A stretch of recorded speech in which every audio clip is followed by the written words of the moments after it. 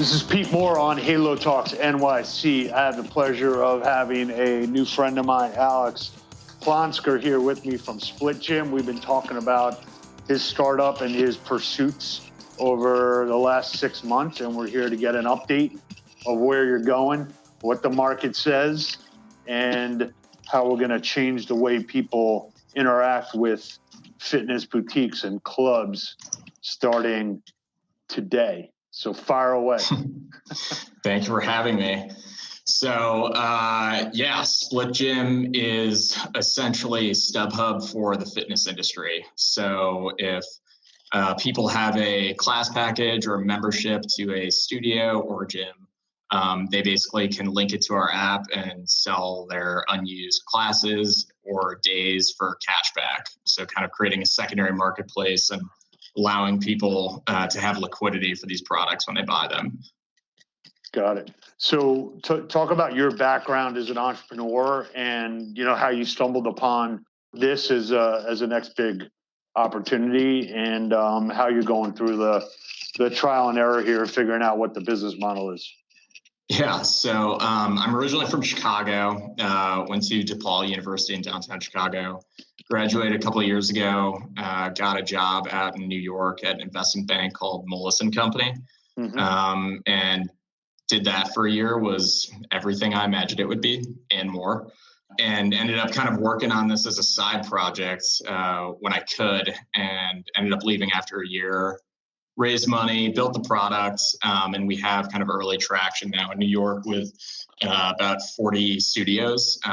So, kind of refining the business model, but in the middle of raising our first venture round. So ended up I came on here as I was a listener and found you and saw you were at DLJ back in the day. So thought I'd give it a shot and reach out to you. And that's how we connected, I think. Awesome. Yeah, ex-DLJ and Moelis ties are deep. And everyone misses DLJ, but it looks like that's not going to come back as an investment bank again. Unfortunately, it was a special place. So why don't you give people a little bit of a commercial on, if I'm a health club operator, I'm a fitness boutique operator, what are you trying to help? What's the frustration that you're trying to solve? And how does that solving of the frustration also help the consumer? Yeah, so saw a big problem in the studio space with current kind of aggregators, I guess you call them in the space, or these Groupon apps, ClassPass and others, where essentially what they do is they'll purchase these spots from the studios at 50% discount to the full price ahead of time, and then they'll let their monthly paying users go. But what happened was it ended up cannibalizing a lot of the customers from the studios, and essentially has commoditized the whole industry. So the whole concept with our app, SplitGym, is basically, the studio can sell a huge value prop to prospects by saying, hey, if you get a package or a membership at our studio, you can link it to this app and you have the ability to sell it off in this secondary marketplace.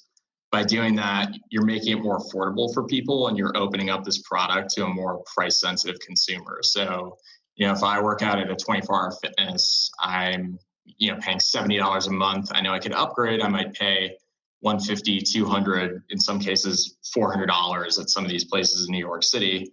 I'm going to be more likely to do that because I know that I have the ability to earn cash back and get out of it. So it's like if all sporting event tickets or concert ticket sales were final, I guarantee you people wouldn't be paying, $400 to go to Lollapalooza. Prices would be lower and people would not be paying that much.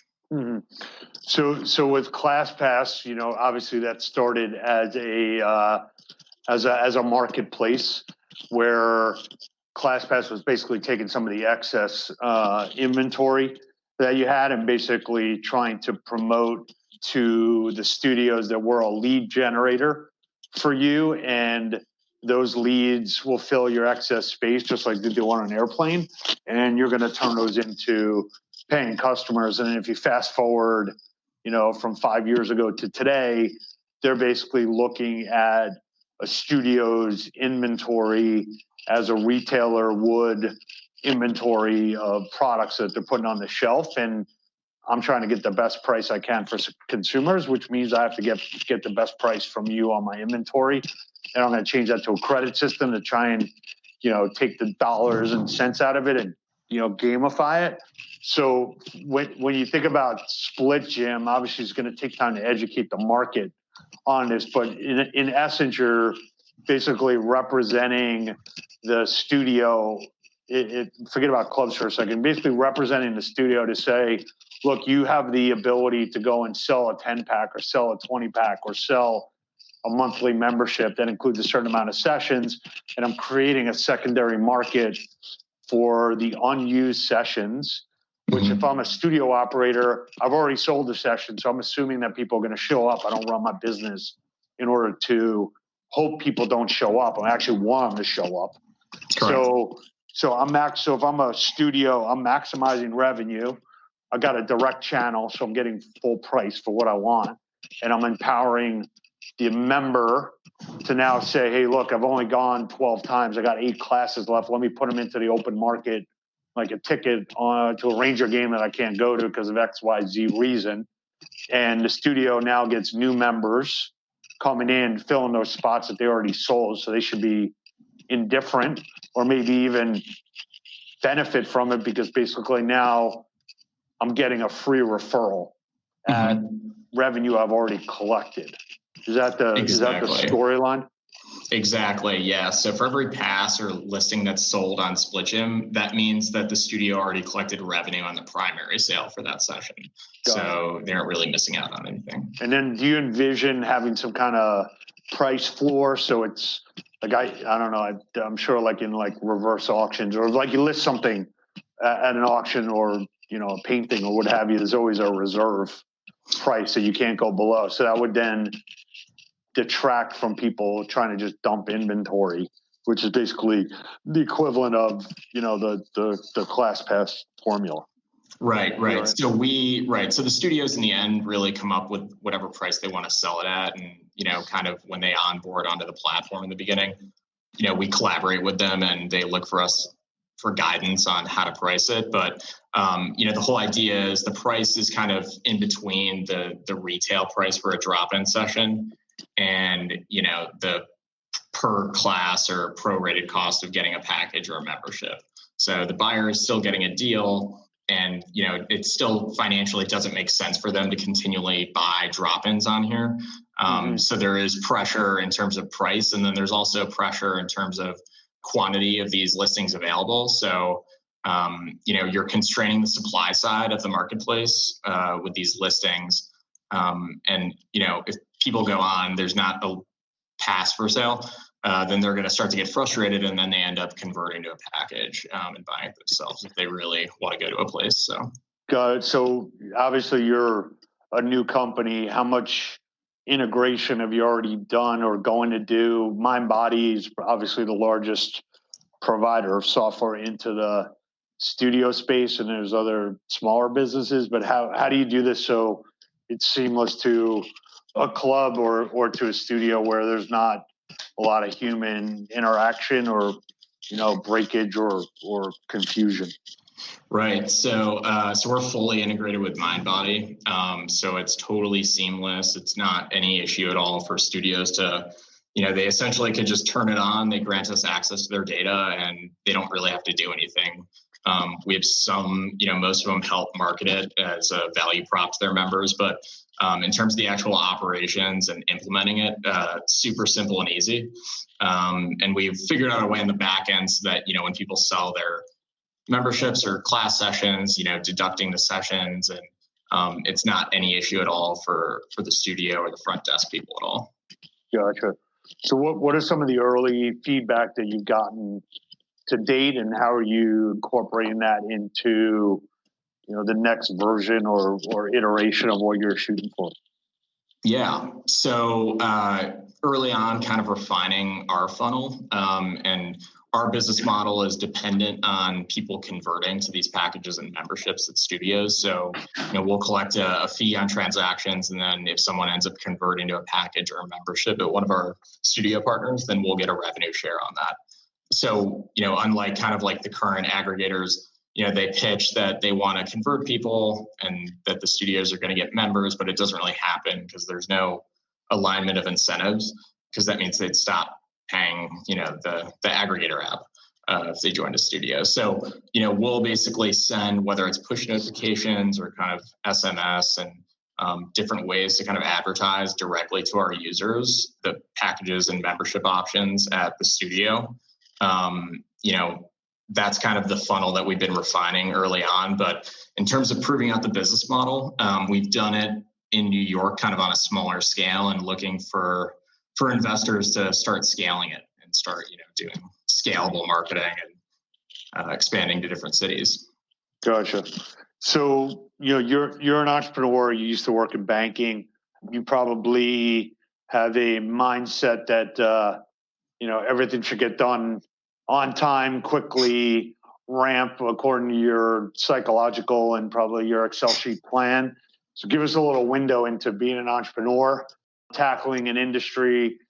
Maybe we'll turn this into like a 5-minute, entrepreneurial therapy session for all of our listeners that's starting up their own business or running their own business so that they don't feel alone. It has been a journey, dude. Yeah. I mean, you learn, everybody says everything takes 10 times longer and is twice as expensive, but I would say double that even. So, it really is about just plugging away and you have to have the level of conviction has to be high enough so that you do it when it seems insane to everybody. And I think like you go through this process of maturing and, it can't necessarily, you have to be kind of passionate about the idea and the concept that you're building, but the real passion is for the process of going through it. It has to be, because otherwise it's not enough to make it. So it's definitely been a lot, pulling together these platform businesses. You're pulling together all these different sides of the marketplace. So whether it's operating partners, the studios and the gyms, users, investors, you're trying to convince everybody to go along with your idea, and a lot of that is kind of building up the momentum when you're talking to all of them. And then you have to kind of catch up to what you're saying that you've already done, even though you might not have done it yet. So it's been an interesting journey. So, and who have you brought on any other full-time hires yet? Are you doing everything mostly outsourced? And how did you think about, here's what I'm good at, here's what I'm not good at, and kind of figure out, okay, when's the right time to bring people on? When's the right time to raise capital? What validation do you have from which accounts in order to use that as a, launching pad to the next phase? Yeah, so we have a small engineering team in-house. So we have a contractor that we work with, kind of helps out on some stuff part-time, but we have people all over remotely. So we have a couple people in Chicago. We've got a guy in Brazil, a guy in Australia, and then we have some marketing and business people in New York, as well as San Francisco. So, in the beginning, it's like you said, it's messy, but you pull it all together. And, in terms of what I'm good at and what I'm not good at, I knew in the beginning, right, non-tech person starting a tech company, not a great idea. So it's a little extra to get through in the beginning. I was that same guy exactly 20 years ago when I started up my fitness insight software, and they said, what are you good at? And I'm like, I don't know. I think private equity and M&A.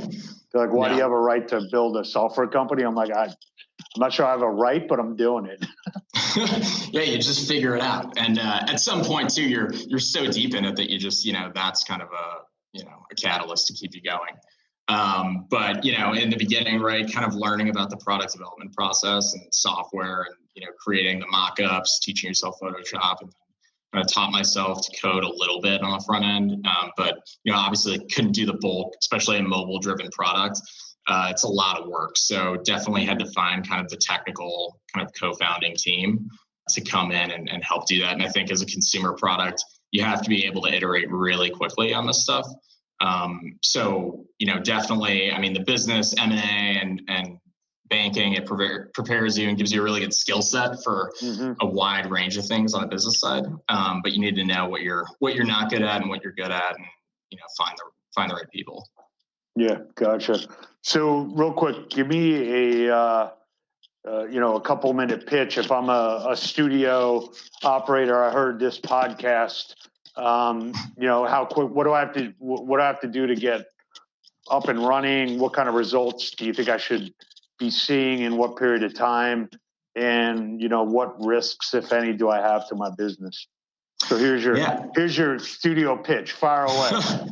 Thank you for the spot. Yeah. So you could basically, I'm sure you'll link to our website so people can go onto our website. It's just splitgym.com, SPLITGYM. And you can reach out. There's a partners page, and we'll get right back to you almost immediately.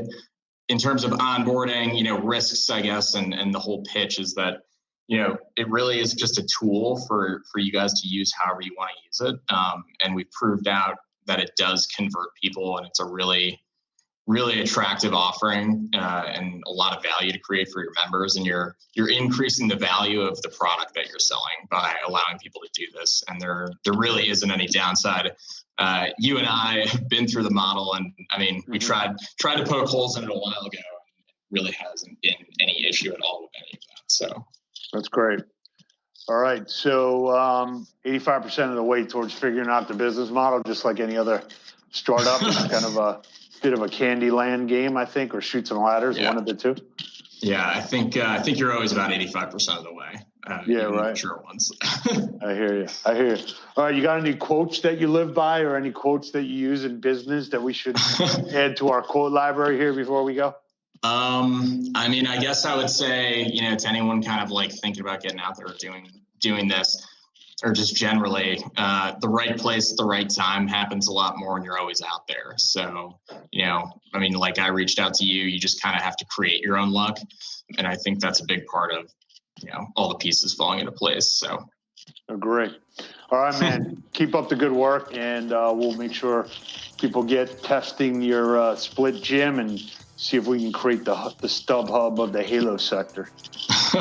Sounds good. Thanks, Pete. All right, man. Thank you.